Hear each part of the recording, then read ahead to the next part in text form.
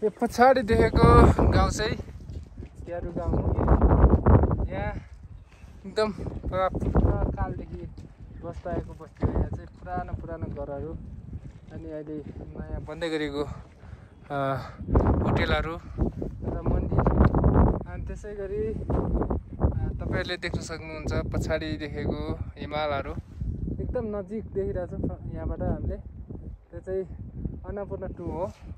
अनि यता साइडमा यो अलिअलि बादल लागेको ठाउँमा चाहिँ अन्नपूर्ण 4 हो। अब अनि यता साइडमा चाहिँ अहिले हामीले देखिरहेको छैन, अघि देख्यौँ अन्नपूर्ण 3। आज चाहिँ हामी पिसाङबाट मनाङ जाँदैछौँ। अहिले ग्यारुबाट नावल जाँदैछौँ। नावलमा चाहिँ हाम्रो खाने ठाउँ हो।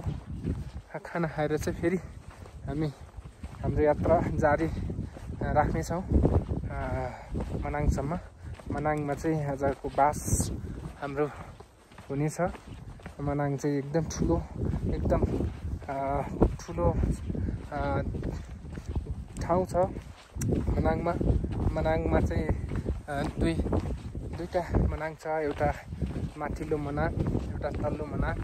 हामी चाहिँ तल्लो मनाङमा बस्नेछौँ र मनाङमा चाहिँ सबैजना दुई रात बस्छौँ, किनकि आज गएर बस्नेछौँ होटेलमा र भोलि बिहानै हामी फेरि खाजा खाएर रेस्ट जस्तै थोरै मात्रै हाइकिङ गर्छौँ र फेरि मनाङको टाउन घुम्नेछौँ र अनि हाम्रो इनर्जीहरू सेभ गर्छौँ, किनकि हामी अब 2-3 दिन पछाडि चाहिँ थोरोङलाई पास गर्दैछौँ।